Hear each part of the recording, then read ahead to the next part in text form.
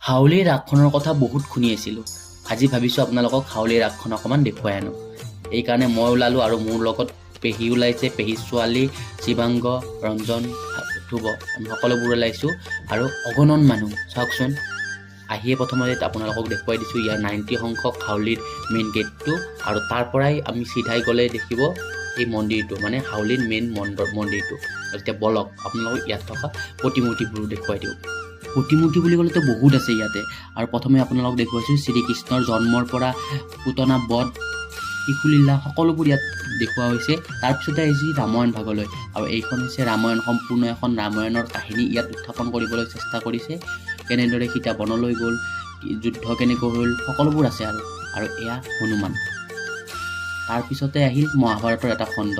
চাওকচোন, মহাভাৰতৰ সম্পূৰ্ণ দ্ৰুপদীৰ বস্ত্ৰহৰণ, জৰাসন্ধ বধ সকলোবোৰ সুন্দৰকৈ আছে। আৰু আপোনালোকক